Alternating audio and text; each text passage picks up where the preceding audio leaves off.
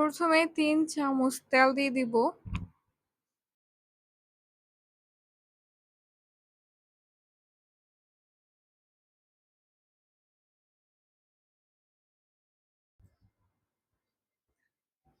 ২ টা পুরি শুটকি,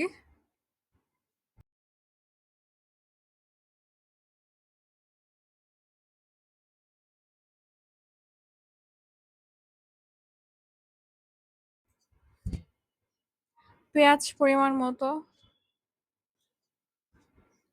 কাঁচামরিচ ফালি, রসুন কুচি,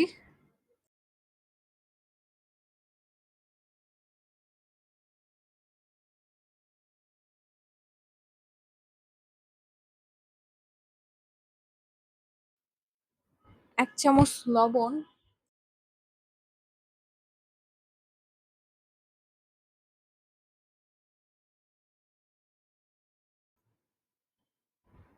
কাঁঠালের বিচি কুচি করা হয়েছে যা দিয়ে দিব।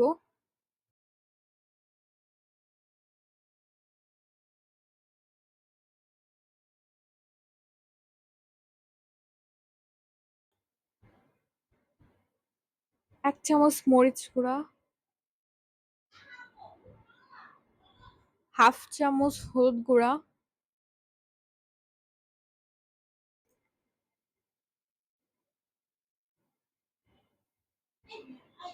সামান্য পরিমাণ ধনে গুঁড়া,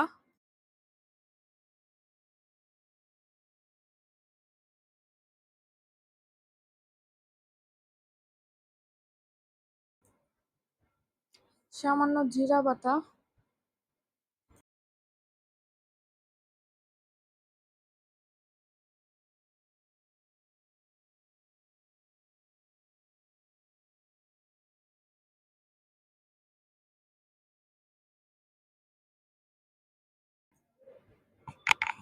পরিমাণ অনুযায়ী পানি দিয়ে দিব।